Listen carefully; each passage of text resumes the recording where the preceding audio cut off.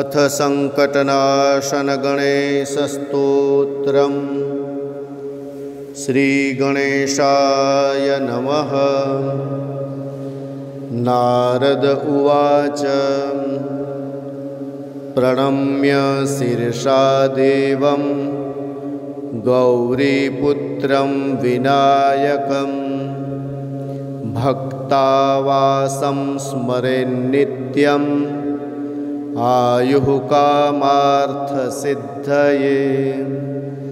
प्रथमं वक्रतुण्डं च एकदन्तं द्वितीयकं तृतीयं कृष्णपिङ्गाक्षं गजवक्त्रं चतुर्थकं लम्बोदरं पञ्चमं च षष्ठं विकटमेव च सप्तमं विघ्नराजेन्द्रं धूम्रवर्णं तथाष्टमं नवमं भालचन्द्रं च दशमं तु विनायकम् एकादशं गणपतिं द्वादशं तु गजाननं द्वादशैतानि नामानि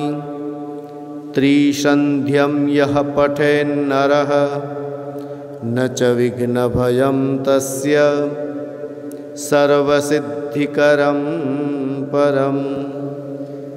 विद्यार्थी लभते विद्यां धनार्थी लभते धनं पुत्रार्थी लभते पुत्रान् मोक्षार्थी लभते गतिं। जपेद् गणपतिस्तोत्रं षड्भिर्मासैः फलं लभेत् संवत्सरेण सिद्धिं च लभते नात्र संशयः।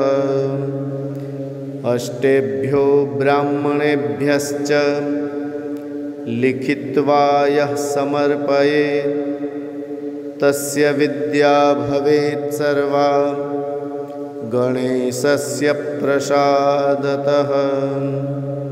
इति श्रीनारदपुराणे संकटनाशनं नाम गणपतिस्तोत्रं सम्पूर्णम्।